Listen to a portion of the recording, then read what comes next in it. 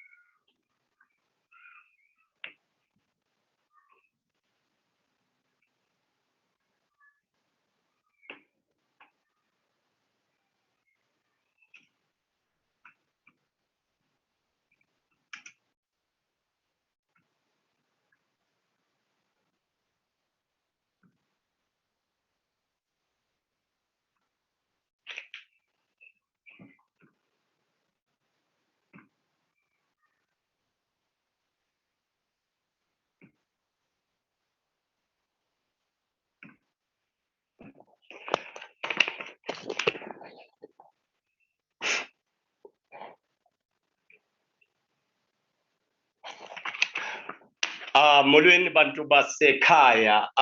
Apologies for starting late, but now we are starting with our interview. Let me begin this interview by reading some of the thing that our guest wrote in her open letter on the 26th January at 9 o'clock 53. Written to the president of the country, Mr. Cyril Ramaphosa. Dear Mr. President, you are the highest power in South Africa, the top executive. In the 80s and 90s, we responded to the call to serve South Africa and liberate our country. When Utata Madiba asked us to stay and help him reconstruct and develop, we did. When you told us to Tuma Mina, we believed you and responded positive. Our problem is this. We are struggling to help you rebuild a capable state. Our way is currently blocked and frustrated at every corner by DSEC. All our routines to recourse are exhausted. Today, many of us are hungry, homeless, and worthless to the questioning eyes of our children. Our work has been interrupted, sabotaged, and blocked. The resources allocated for it stolen and consumed by others. Many have died penniless. What was fought for and built loving in the 90s, authoring the mission of the NAC, has been transformed into a bureaucratic nightmare, out of touch with the country's artists, creators, and cultural practitioners. We have become victims of faceless box-ticking bureaucrats, many of whom don't even answer the telephone, know our emails. Mr. President, help us to help you. Meet us halfway. Come down from the top as we rise up from the roots. Let us respect and honor the heritage and legacies of Mama Miriam Makeba, Harold Sokota, Hugh Masikela, Ernest Cole, Tot Machikiza, and the many other sons and daughters of South Africa. Mr. President, hear our call. Answer our key question. Engage us. Listen to us. Ngiyabonga Matameke. Ozithobayo. Sibongile Mngoma. Oh, those were some of the words that were written by our guest today, Sibongile Mngoma, to our president, and begging and raising a concern zakhe, you understand? So for those who don't know who is Sibongile Mngoma, who is our guest, Sibongile Mngoma is an opera singer, teacher, cultural activist, who has won major awards, including the Standard Bank Young Artist Award and the FNB Vita Award for Best Opera Female Lead. She easily moves from opera to classical, to jazz, and gospel, and she has become a very popular feature in the corporate market. Sibongile Mngoma is a musical gem in South Africa's cultural landscape. She has also, in the past few months and years, became an important cultural activist, publicly holding to account those tasked with funding the art from the public purse. She was born in Soweto. Sibongile Mngoma was described as a natural diva, schooled in KwaZulu-Natal. She completed a BA degree at the University of Cape Town, UCT, and went to study honors in drama in education. Sibongile Mngoma also studied opera at the UCT College of Music and the Accademia Musical Gigiana in Italy, where she was awarded top honors. I'm sure she will explain the name right there. She was the finalist in the Rolex Foundation Mentor Protégé program for 2004 and 2005 with Jesse Norman. She has performed in all the major opera houses in South Africa with most orchestras. We are going to unpack her CV. We are going to talk about some of the things, but she is also the president of Arm for the Arts and interim president of South African United Cultural and Creative Industry Federation. Sibongile, welcome to the show, Siswam Kunjani.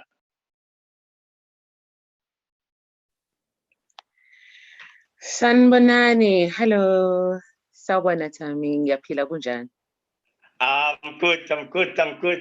I'm glad you are here. Finally, we're having this conversation. Yeah. Well.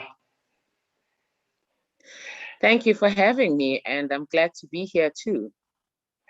Yeah. Sibongile, let's start with unpacking some of the things in your biography. As we mentioned that you've got a BA degree at the University of Cape Town, and then you went to study drama in education. A lot of people might not know that, you understand, because they always maybe want to box you with music, and they don't know you also studied drama in education, and you study opera, and you went abroad. Just share us your journey in terms of studying, and for you, what is the importance of studying when you are in this industry? Okay, I'll put it this way. So I matriculated when I was very young. So that gave me options. And my family is that family that believes very strongly in education and the importance of education.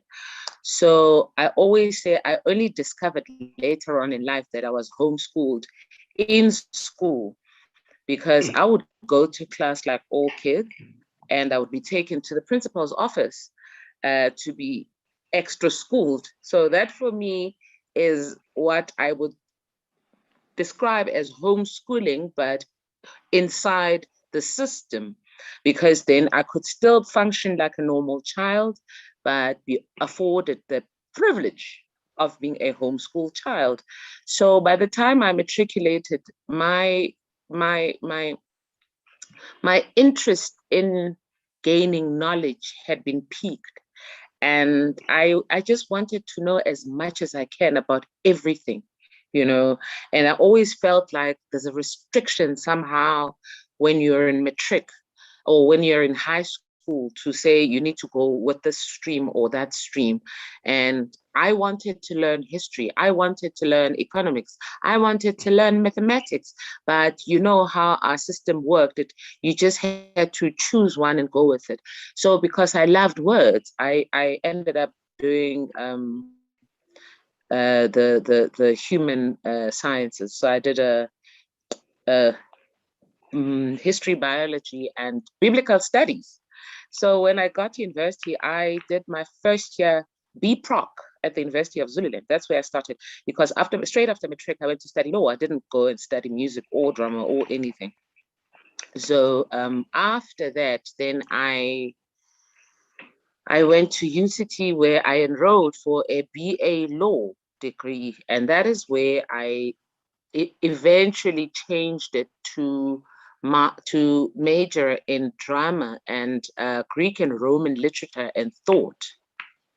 And so that's where my interest in the classics was formed, I guess, because then that's why I went into what's it called?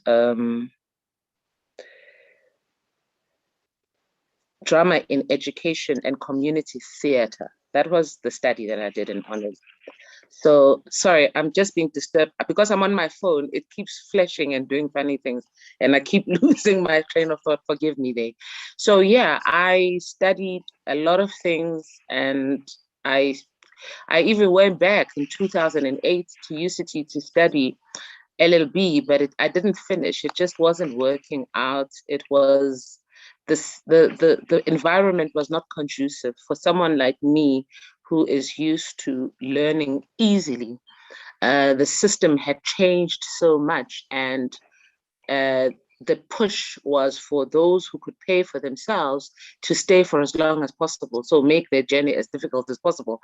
I'm not calling out UCT by saying that, but I do believe that that's what they do, and they need to be called out at some point. They are making it impossible for a Black child to actually have their qualifications because of how they've structured a system that has never worked for Black people. Anyways, in any case, so I still, with all of that, you remember there was something called CAP in Cape Town a long time ago. I got a senior certificate in community theater from there. And then I went and studied at the Accademia Musicale Chigiana in Italy, which is what you couldn't pronounce just now, Thami. That is in Siena, in the south of Italy. I studied there, and that's where I became an expert voice trainer, because I specialized in making sure that the voice functions and how it functions. And that's why I also do vocal therapy, which is if you lose your voice for whatever reason, I know how to get you back and keep you healthy without medicine. So I don't think big pharma would like me for that, because I would say you don't need that medication. You just need to know how to work with your system so that you are able to function for longer. And that's why sometimes people ask me, at your age, how is it that your voice has gotten better? Because I got out of the mess that was taught to me at an earlier age and got into a healthier way of doing things, because I understood my physiology and how to work with it. And that's what I do, and that's what I teach people. So yeah, I've studied a lot of things. I've done a lot of crazy, funny things that are interesting. And some would say, wow, so much privilege. I am not ashamed of the privilege. I am ashamed that we don't all enjoy that same privilege. It should be easily and readily available to every South African child. You should be able to have the choices that I had to say, if I want to study for 8 years and get 9 qualifications while I fail one, it's okay, you know, because hey, what's one qualification that you didn't get out of 8 others that you did get? So, you know, I wish that that's the type of privilege we could all talk about and say, you know, I studied everything under the sun except for medicine, you know. So yeah. So President. that's been my academic journey. That was umkhabulo on its own. For those who don't know, CAP is a community arts project in back in Cape Town, where they used to teach community theater, drama and education, cultural studies, and all those. President, you spoke about studying law. Obviously, you keep on coming back to the law, and those who were closer with you will understand how you follow some of these law terms. And I'm interested to know, why did you want to study law? Because maybe it will help us to understand you better. Why are you fighting for artists?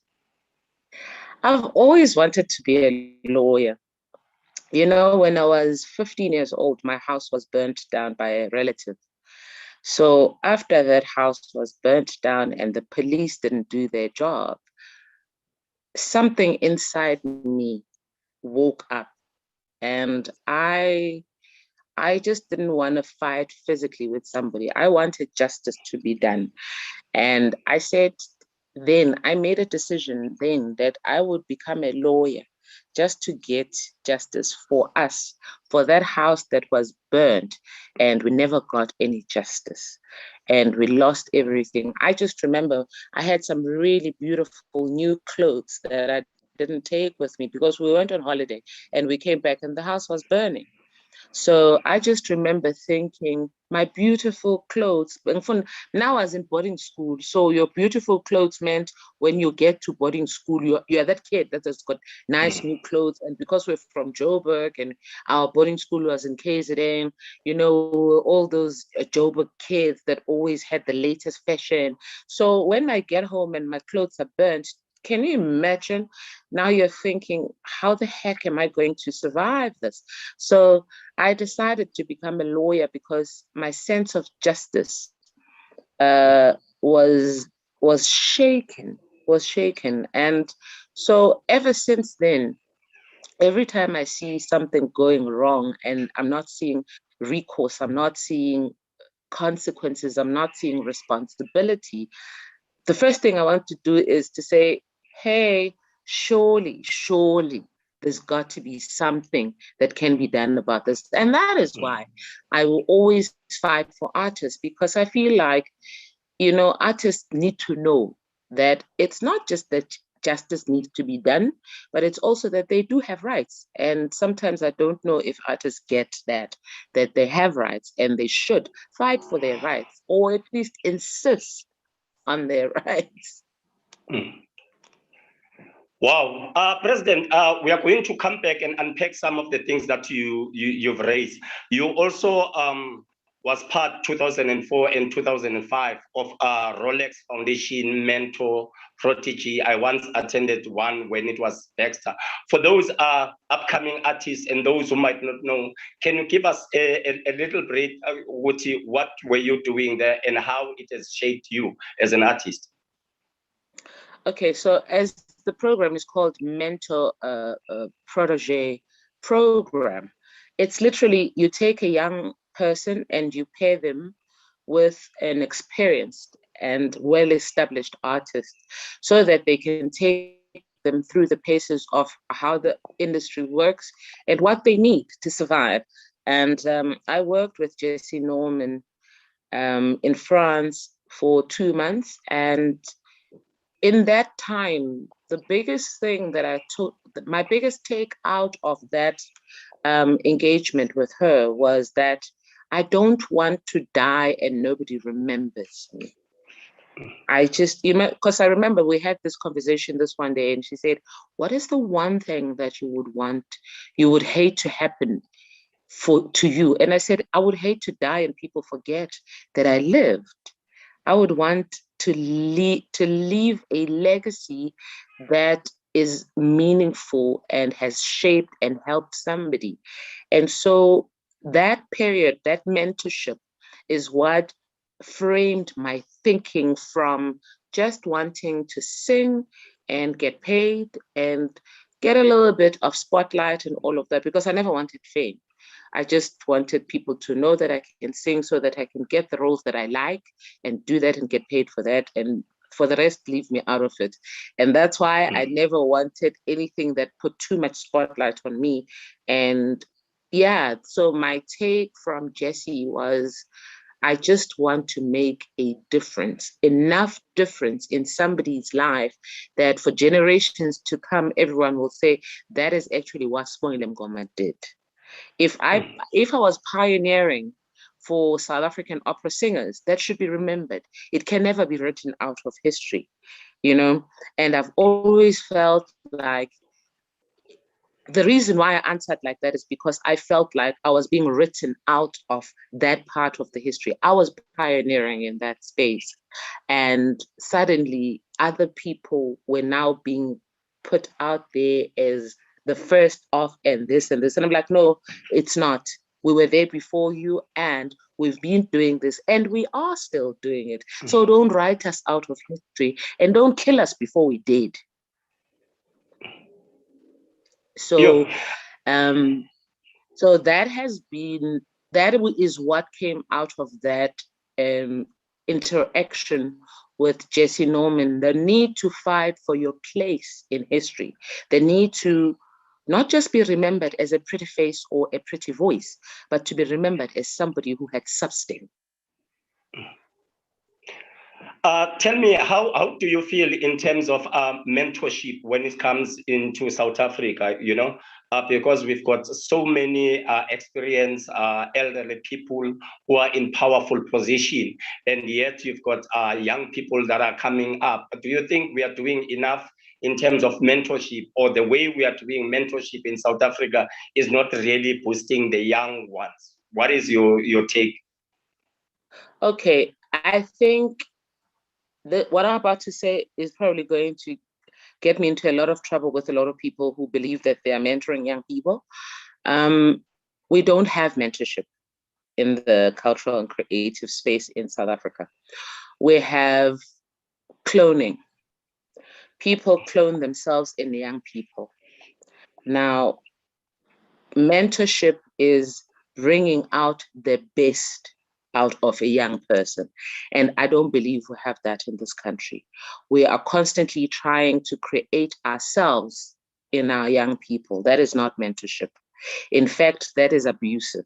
It's a violation of that young person because they will never know who they were truly supposed to be, because I stepped in as an elderly person and started fiddling with nature. I took away their right, their agency to actually tap into what nature is taking them to. So I don't believe we have mentorship in this country. And whoever says we do, can they prove me wrong then and show me how and who they've mentored, who do not have any of their traits? Okay, the challenge is out there. You can come and say, I agree to disagree with Sibongile. And then another thing that I wanted us to talk about, Sibongile, you've performed extensively overseas. We are going international in different countries. You understand? As a South African, do you feel there are things that we are still missing in our cultural and creative industry in this country? Some of the modules that you think are working in other parts of the country, and we are not, as South African, about trying to imply those from your experience. Anything that you can share? I think the biggest loss for us is our lack of understanding of what we have. You know, if we wanted to be big global players, we would essentially build on what we have so that we can have exchange programs. At the moment, we are sending our young people overseas, but they are not sending their young people to South Africa. What does that say? It says we have not built anything worth sending their young people to. So that's where our failing is. What we keep rushing to go find out there, we are not fixing this side. So essentially, we are saying we have nothing to offer, which is a fallacy because we have a lot to offer. We have some of the best theaters. We have some of the best cultural and creative minds. We have some of the best talent this world has to offer. Why does it have to be recognized when it goes on an international, on a non-South African stage? I won't say international because we are also international. You know, when you say overseas, to them that side, when they come to us, they're going overseas. So maybe we need to start thinking of ourselves that way and start thinking in terms of what are we bringing? What are we putting on the table that we can say to people, let's trade. Let's trade. This is where I feel the Department of Trade and Industry is not talking to us enough.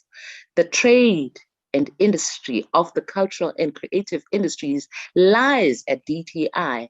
And somehow this country, we are so used to the apartheid mentality, we don't know how to pull it all together and start working as a unit. So even our governmental departments don't know how to work together. The separation is so intense and it's so insidious that it's literally killing the country. So what we should be doing as a country is we need to build what we have and be able to become big players on the global stage. And you are right, President. You know, we've got this Department of Trade and Industry, and then we've got a Department of Sports, Arts and Culture, and they are not really talking to one another. We understand, and it does not help the industry. So, President, in the opening, I read some of the lines that you wrote in the open letter to our president, Cyril Ramaphosa. And also later on, when the president was about to do a reshuffling and with everything that has been happening, we understand that you wrote another statement. Do you really feel watching president does not really show care to the cultural and creative industry, or those who are closer to the president, we understand that are not showing care? We understand because a lot of people, you know, there were organizations who marched to send a memorandum to the president, and a lot of people have been expressing, but it feels like president is not hearing or president is not getting the message from cultural and what is your take with you, President Wade? You know, for someone to care, they would have, or not care, they would have to recognize that there is an industry. At this stage, I don't even know if our president recognizes our industry. So for him, the creative industries work when he needs to address the nation and he needs to be on TV. I don't know if he understands that's part of the cultural and creative industries. Broadcasting and television and radio, all of that is part of the cultural and creative industries. So I don't know if he understands that part of it, or if it's just out of his range of thinking. But I honestly don't think he recognizes this department of sports and arts and culture, because if he did, we wouldn't be stuck with the same minister for 8 years who has brought an industry to its knees, him and his officials. We wouldn't keep getting the same old system forced down our throats because they don't have a vision. Now, he sees this as a place to put people that he doesn't know what to do with. And so I don't even know if I should say he doesn't care. I don't think he even recognizes us. And therefore, I would question his motives in giving a whole budget to a department that he doesn't recognize. So what does he think is supposed to happen to that money? Or what is his plan for that money? I'm calling out the president now and saying he's literally money laundering by having the Department of Sports, Arts and Culture, because he doesn't have a plan for that department. So any money that is being put in that department is literally money laundering. And I'm calling him out on that. And if that means that I will get into some type of trouble and be arrested for it, I'm ready for it and I'm okay with it. But I'm calling out the president and I'm saying he is money laundering with the Department of Sports, Arts and Culture. Now let's move on. Let's talk about the government funding. You once wrote, and I quote, "There's a serious problem with our government funding models. In essence, funding should be available all year round. That way, creatives will work with diligence and excellence. This scrambling for deadlines of limited resources is the reason we have so much corruption, maladministration, misappropriation of funds, opportunism, and also why so many people are struggling accessing a half-baked technology system. We need change. We can't keep doing the same thing, but putting a different face to them." Can you please elaborate in terms of what is your take with regard to the government funding and how do you think it should be made available? You see, if we were serious about the industry of the cultural and creative spaces, we would be talking about how do we create models that generate an income and create profit. But right now, the funding models are project, give a report and get more funding. You don't have to show profit. Why wouldn't you want to show profit? Who doesn't want to show profit? If I'm selling tickets to a concert, I want to see my money for that concert. I'm not selling those tickets so that I can say there were people at the concert. I'm selling those tickets because I want to make money. If I am selling amagwinya, I will use this example because it was even used in parliament to justify nonsense.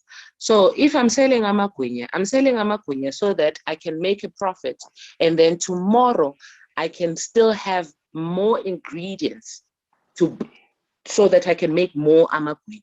So you start with one dish of amagwinya and you end up with a whole shop that is now a takeaway shop.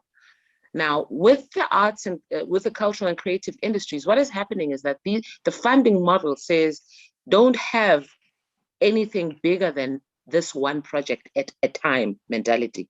So you don't become a powerhouse. You don't build a dynasty because of how you are able to grow your work.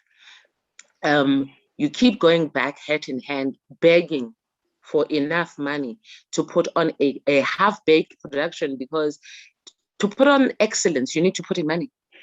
And so by the time you finish doing this production, it's not what you had in mind because the resources are not what you asked for. If you go back to the presidential employment stimulus, if it had been dispersed properly, you would have had some of the most incredible productions, projects, whatever. But because it wasn't done properly, you ended up having a situation where people were lying about what they have done. And those who were doing something, they were doing a quarter or even a fraction of what they had thought they would do when they started out. Because you start with a big dream and then you end up doing a little bit of that. And so that funding model is essentially promoting not mediocrity, it is promoting poor standards of delivery. Whereas if funding was available all year round and people knew that when I finish doing this, I can show, look at how amazing what I've done is, and can I please get more than to do 2 more of this, then you multiply. At the moment, the model doesn't say multiply, it says one at a time. That's problematic. It says you are saying South African child don't grow, don't multiply. And if our model was saying multiply, then our president would see the profit margins that he wants to see for him to support anything. But the way he's doing it, I will still say it's money laundering because there's no profits. And any government worth its salt would want to see profits. And if they're not seeing profits, then they must ask themselves, what are they doing wrong? What are they getting wrong? And hence it's important then for us to find ways to be self-sustaining, because with this government, with this department that they've given to us, there is no ways that our children will understand having a dynasty, coming from a dynasty where you come from a family that has left you a legacy you can be proud of. It's only open to a chosen few that are willing to pay. Fanele ubhadale ijojo so that uzokwazi ukuthi uthole what is meant, what is literally meant for you. This is not some begging model, anything. People should just be getting, these are the resources of this country. They belong to the people of this country.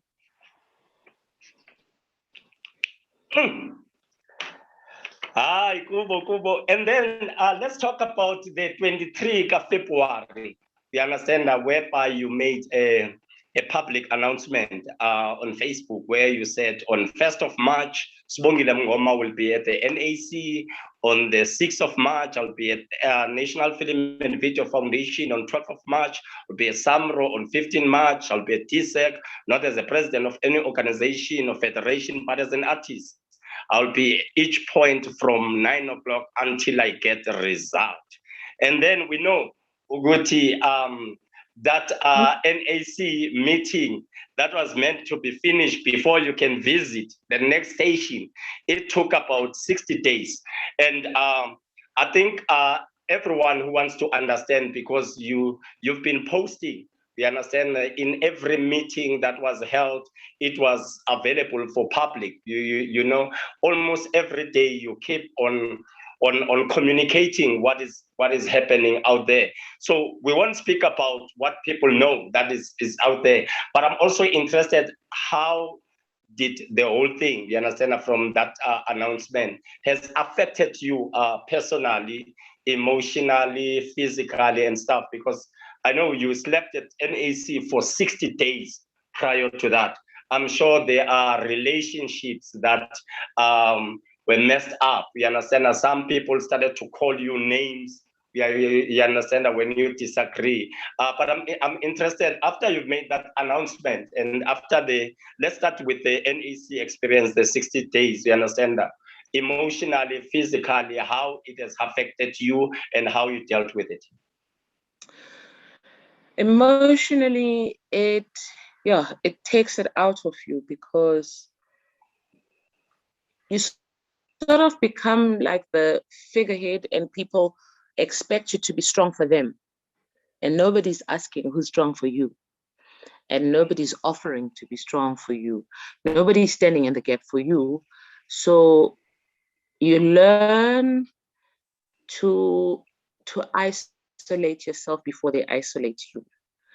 And so emotionally, I've become an island. I feel like at the moment I'm an untouchable, and sometimes it can affect close relationships, because I take myself out of situations before they affect me, because for 60 days I had to be resolute and become like steel. You know, I had to become that monument that you couldn't hurt me, you couldn't break me.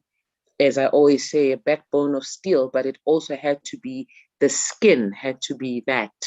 It had to be concrete, and you could hit and I couldn't feel pain.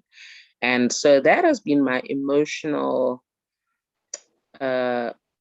stance since the NAC. And it's taken me a while to even thaw out a little bit after that, because even now, those who are close to me will tell you, I'm not the easiest person to get close to, because I had to learn to not rely on anybody but myself.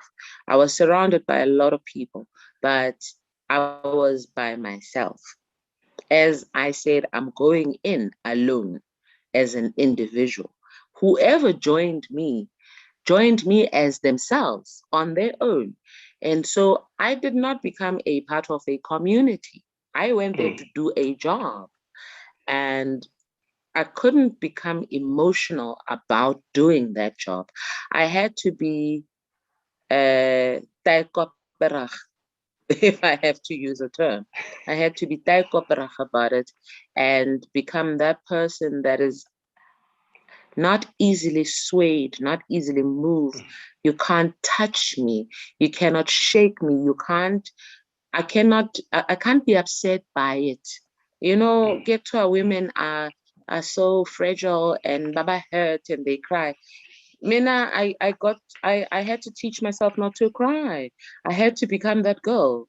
If I cry, kusho ukuthi ngizokhala ngokuthi nge-toilet ngiyachama yuma yizo inyembezi zami lezo angeke ngize ngikhale ngamehlo. I refuse. And then in terms of relationships, I guess what I've just spoken about emotions, it filters through. You get to a point where you say, even the relationships that I had before I went into that space, whoever stays, stays. Whoever doesn't stay, doesn't stay. I'm quite good. If I die tomorrow, I die peacefully. When somebody says rest in peace, I'm one person who will rest in peace. I will feel like I did what I needed to do without needing anybody to say it is fine or, you know, getting anybody's approval. I'm good to go, you know. And in a way, it's a lonely place, but it's a healthy place, because as lonely or lonesome as it can be, it is also important to know that even when I came into this world, I didn't come with anyone. I came alone. And when I go, I will go alone. So it's okay to be that. And yes, for other people, for the welfare of other people, it can be unhealthy. And I feel sorry for those people who feel like they have been excluded out of my life because I chose a path that takes me somewhere else, because I choose to fight for what is right, not just for other people, but it's just right. It's the right thing to do, you know. If our consciences have died, then somebody needs to say, wake up, conscience, let's do the right thing for a change. And then in terms of people calling me names, well, I've been called names since I was a child. When I look at myself, nothing has left any part of my body because somebody called me a name. You can call me. You see, here's the thing about being called names. When people say you are beautiful, they're calling you names, and it doesn't bother us. When people say you are intelligent, they're calling you names, but it doesn't bother us. So why does it bother me when they use other names? It should be okay. So Mina, I'm good. Whatever you say, good or bad, it's your name's not mine. So I can't be stressed about that. And I must also say, if we remember, because your first visit was on the 1st of March, and at that time there was so little money that was paid in a project that was meant to finish like a 300 million by end of March. And after the sit-in, the process started to move fast. We understand that, and a lot of artists were paid, whether they cut money or what, but you keep on insisting you want people to be paid. And you're right in terms of calling names. Some people were saying, you understand, as you mentioned earlier, you were privileged, you are using your privilege. We understand that you are used by political parties to fight their battles. You've got a personal vendetta against Minister Natim Tetwa, and why would you go as an individual? We understand that, not as an organization. You are coming, so many things were said. But when you are looking at the whole thing, and when you are receiving message that artists have been paid and blah, blah, blah on the side, how does it make you feel? You understand, as someone that has risked your life and your reputation to fight for what is good for the artist, how did that makes you feel? You know, Thami, Mina, I'm a result-driven person. So for me, when I don't see results, that's when you should ask me how I feel, because then I'm not seeing results. But when I see results, then it encourages me to keep going, because then it means I must be doing something right. And I don't care that people say I'm using my privilege, or people saying I have a personal vendetta or agenda against the minister. Here's the thing. I only have one agenda. My agenda is to get results, tangible results. And this is what I said the very first time I went to DSAC in 2020, before the lockdown. So when I insist on getting results a year later, in March of 2021, it cannot be a personal agenda against the minister, because I said it in March of 2020 that I'm looking for results, tangible results. And when people get upset or offended because I'm doing something, then their offense, they should translate into their own actions. You can't be upset because I'm doing something. Be upset because you are not doing anything, and then do something. And then the only time you should take offense is when your actions are not generating results.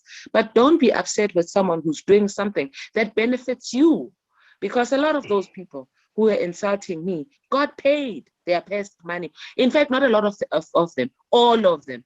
Every single person that has said something terrible about me concerning pest got their pest money. If they say I'm lying, they must come out and show us their bank balances at that time. I am calling people out today and say, if you claim after you said all of those horrible things about me on your WhatsApp groups, on your social media, on wherever, after saying all those horrible things, prove me wrong.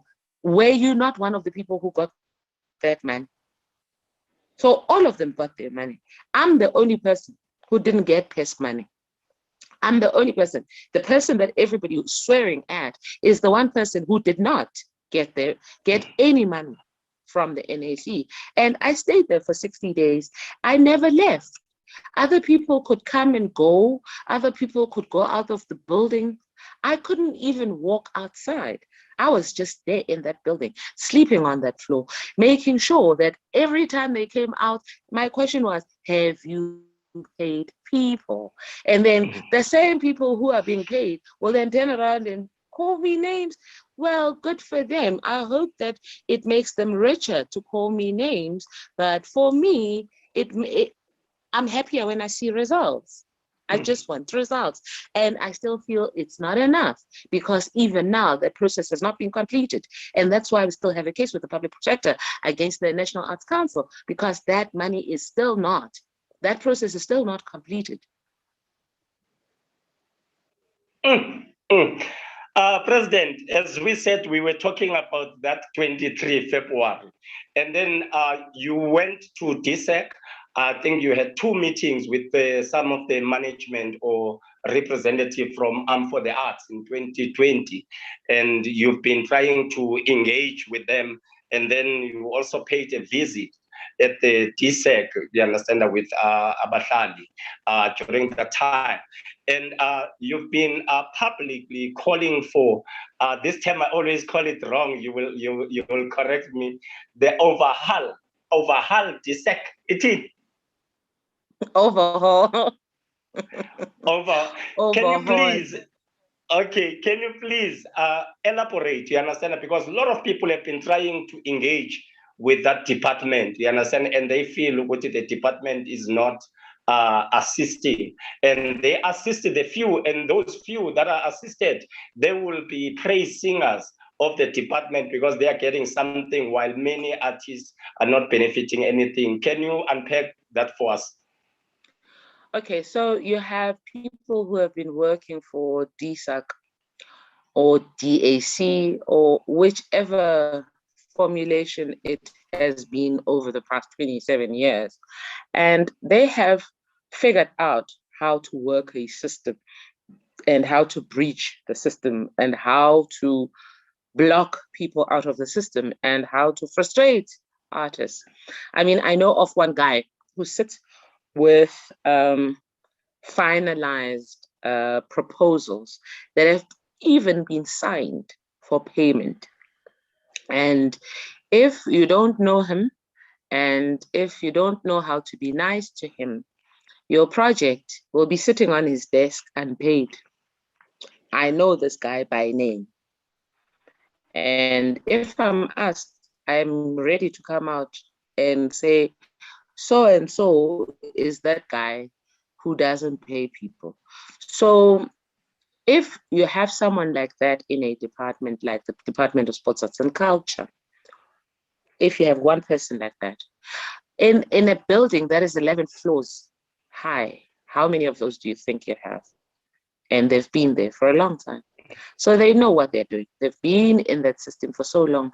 They know how to frustrate. If you even pick up that phone and you speak wrong, say one wrong word, he will frustrate you. Now, why do we need to keep those people? Because they now talk about personal vendettas. That's a personal vendetta. And that is someone who's just pushing their own personal agenda. So the reason we need an overhaul is because the department should essentially be outcomes-based. It should be outcomes-based. How are we sitting with a cultural and creative industry that is not showing the best results when you have an entire department that is 11 floors high, filled with officials and public servants, and they are unable to assist? We should be having some of the best of anything this world has to offer. We have the resources, but we are not using them properly. So what is it that is going wrong is that you have people sitting in the positions and they're sitting in the wrong positions.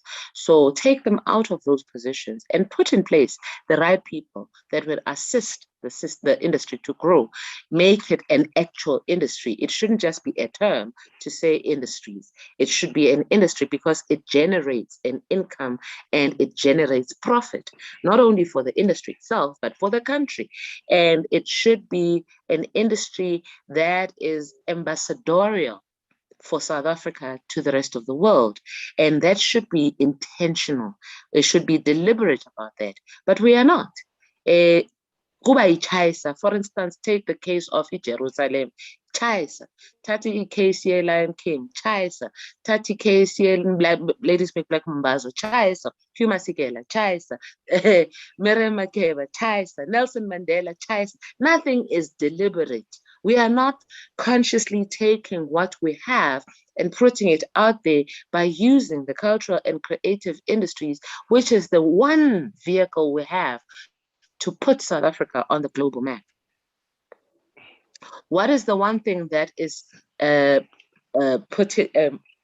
sets us apart from everybody else other than our stolen resources? Because the gold doesn't belong to the people on the ground. The diamonds don't belong to the people on the ground. So the one thing we do have that belongs to us is our cultural and creative industries. How are we not using that to generate the biggest of anything we can think of, from income to reputation to branding to whatever? How are we not using that? So overhaul that department so that you put in place people who understand the role of the arts, the role of culture, the role of heritage, they don't get it. their only understanding of our heritage and culture, that incomplete park with statues, what is that? And 200 million rands later, when artists are starving, and then name changes, how is that culture? You're killing the history. Our children should know that our parents and our great-grandparents were enslaved by somebody called Paul Kruger. Don't remove that thing. Let our children know about it. Instead, next to it, put the statue of our people so that you juxtapose, but don't remove. You know, street names. How many streets have been built since we had the initial streets? Abo Hendrik Verwoerd. After that, so many streets have been built. Instead of naming the new streets using our history and our own names, we are changing street names. What level of stupidity says it's okay to do that? Don't change street names. Name the new streets. That's what I would do, you know, if I were given an opportunity to redress, you know, the issue of how people have put their heritage in front. Then look at the new buildings, name them after our people. Don't rename buildings. That's stupid. It's lack of foresight.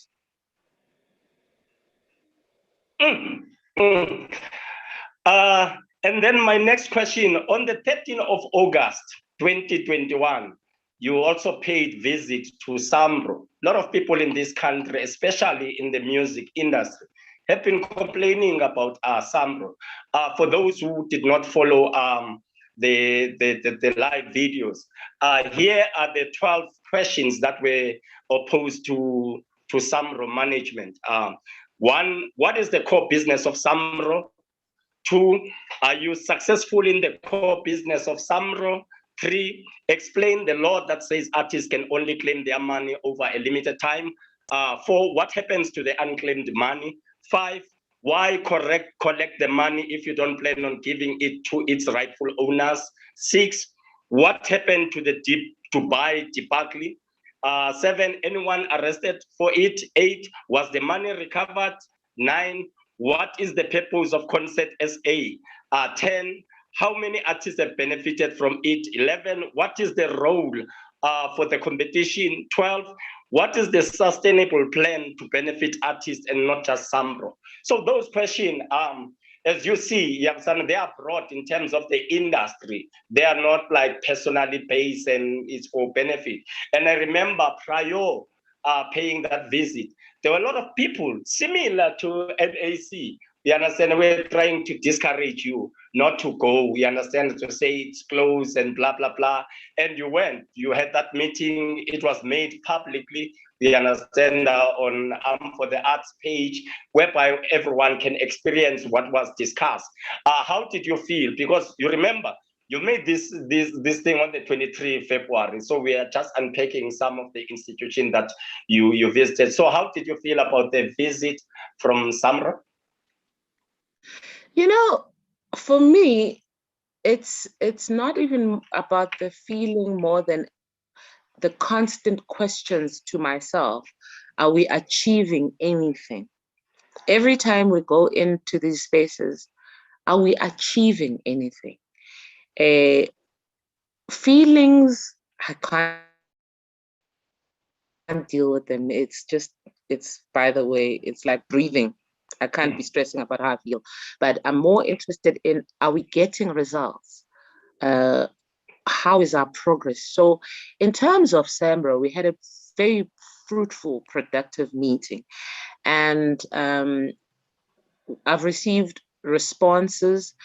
Firstly, at the meeting, they responded to the questions, unlike NAC, where they tried to lie their way and maneuver. SAMRO's CEO essentially came out, had a decent conversation, acknowledged that we are people who have brains and didn't try and treat us like imbeciles. And so we had a very good conversation and we walked out of there feeling like we had achieved something. And the questions that could not be answered on the spot, he sent an email and said, okay, here are the answers to those. And I sent him back an email and I said to him, you know what, this is great. But as per our agreement before we left SAMRO, I would rather we have those follow-up meetings, and then you can say exactly what you're saying in this email. Instead of me sharing an email, let's have the same conversation around the table where literally people hear you say this. And if there's a need to unpack any of what is being said, we can still have that conversation, because that is fair and that is right. And it speaks to transparency and continuity. Because what happens is we try and rush through things and say, we've done that, and then it becomes yet another box ticking exercise. What we are doing is not a box ticking exercise. We are trying to find tangibles. We are trying to get tangible results. If musicians are dying as paupers, as they say, then SAMRO has to play their role to ensure that that doesn't happen. And if being able to answer just a couple of questions to say, what is your core business and are you doing it? And if you're not doing it, how can we assist you to get it right? Because we can't have artists dying as paupers while you're collecting money on their behalf. How is it that it works for you? How do you sleep at night if you're collecting somebody's money and they're dying as paupers? So let's fix that. Let's clean it up. So mina ngizothi I'm a Ghostbusters for the arts or the cultural and creative industries. I'm here to bust all those ghosts. Thank you very much. And before we wrap up, I know prior this interview, you know, I've been getting message, how are you going to deal with this interview? Because it's too close home. You are very close to Sibongile Mngoma. She's your president in SAUCCIF, president in for the Arts, and also in Abashan. And I'm sure now they are surprised with how this conversation is turning. One of the things that you spoke about before we start to wrap up, when you speak about Robben Island Museum, you understand that? And I want to unpack this thing that you always say. So that you don't say I misquote you.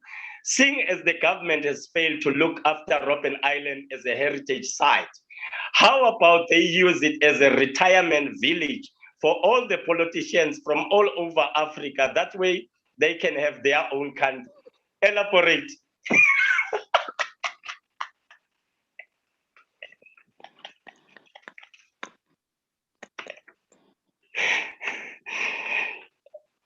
Elaborate. Hey. Okay. So Robben Island. Okay, so Robben.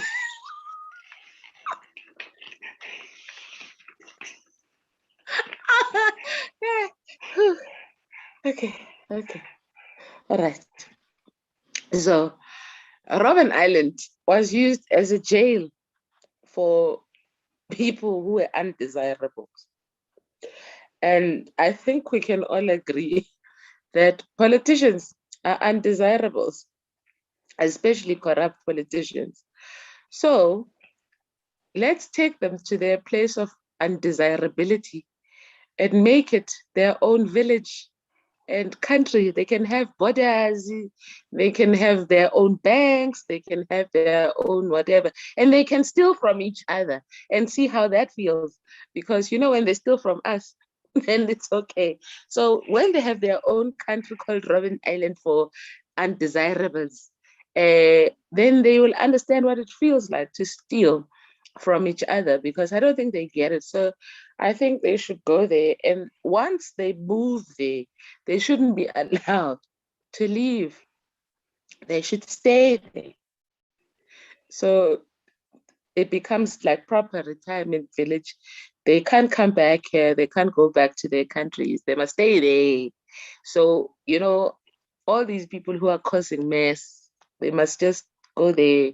So that's my take, is that Robben Island should essentially become that place where we send all the undesirable, corrupt people who are killing our ecosystem. So yeah, I still maintain politics. Yeah, that's why I kept that question as sort of like a wrapping question, because we understand we needed something light.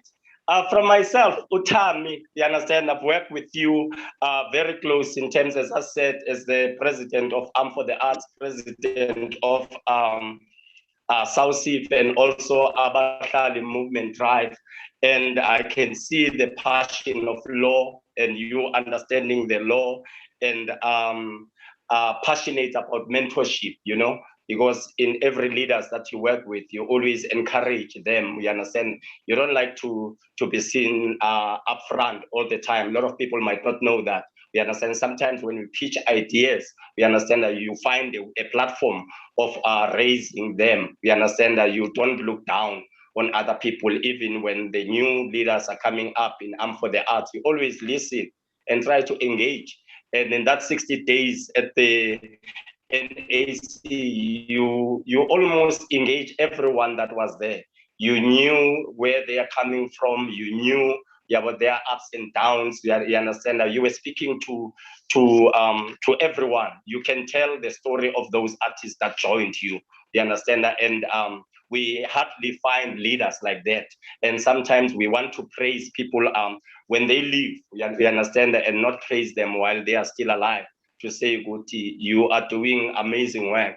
For the Arts is one of the most fast-growing movement this country has ever seen, and it's doing amazing things. We understand that SAUCCIF is an alternative to the structures that are there. We understand it's growing slowly. Abahlali Movement Drive has inspired so many people after the sit-in, and it was the right award when you received the Affluence Award for Human Rights Activist Award that you also dedicated to Abahlali. We understand that. We appreciate you. We might not say it every day. We understand that when we meet on meetings, those people that you help, maybe even those who thank you for the role that you are playing, we understand that for us, because it changes. Now the institutions are really worried because they don't want to get another visit or 60-day sit-in. Is there any closing remarks on your side? And we call it a day. Thank you so much for those kind words, Thami. I honestly would say, for me, what I do is not about accolades. It's not about compliments. What I do is from a genuine place. I genuinely care for people. And like you say, I will engage people. I speak to everyone.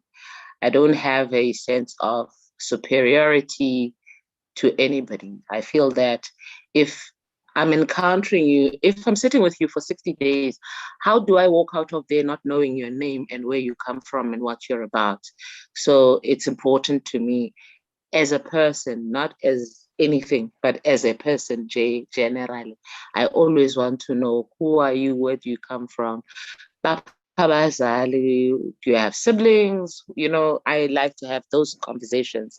So the fact that it has translated into activism is just a by the way. I didn't go out to say I want to be an activist.